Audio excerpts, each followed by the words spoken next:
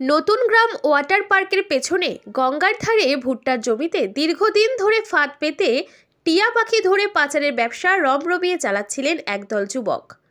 গোপন সূত্রে খবর পেয়ে বহরমপুর নর্থ রেঞ্জ লালবাগের অফিসার সপ্তমী সরকার তার দলবল নিয়ে হানা দেয়।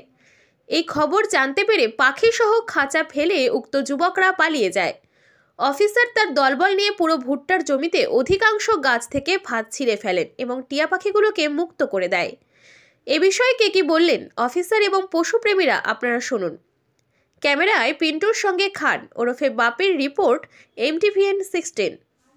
ম্যাডাম, কটা পাখি আজকে ছাড়লেন? টিয়া পাখি 8টা পাখি আমরা ছেড়ে দিলাম। 8টা? আর আপনারা কি পেলেন এই জমিতে এসে? কি দেখলেন?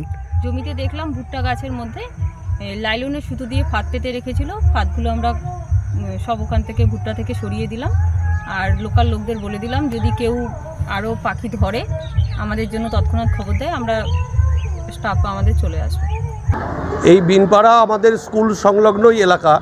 এই এলাকাতে আপনাদের মারফত যে খবরটা পেলাম যে টিয়া পাখি এরকম ধরে সেগুলোকে খাঁচাবন্দি করে বিক্রি করা হচ্ছে, এক গর্হিত অপরাধ। এবং এই গর্হিত অপরাধের আমরা নতুনগ্রাম উচ্চ বিদ্যালয়ের সমস্ত ছাত্রছাত্রী, শিক্ষক মশাই যারা রয়েছি, তারা এর তীব্রভাবে প্রতিবাদ জানাচ্ছি। এবং এটা করা কোনোভাবেই উচিত হয়নি।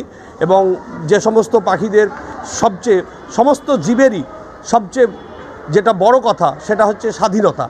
সেই স্বাধীনতাটা হস্তক্ষেপ করে তাদেরকে মুক্ত আকাশে বিচরণ করা থেকে বিরত করে আমরা যেভাবে বন্দি করার কথা শুনছি, এটা আমাদের কাছে চরমভাবে আমরা ব্যথিত।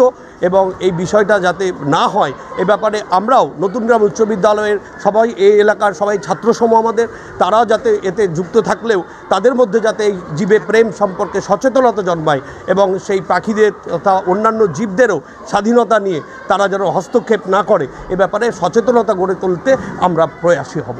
স্যার, আপনার নাম আর ডেজিনেশন? আমার নাম সুমন সাহা, আমি সহশিক্ষক নতুনগ্রাম উচ্চ বিদ্যালয়। যে পাখিগুলো ধরা একদম চূড়ান্ত একদম অন্যায়।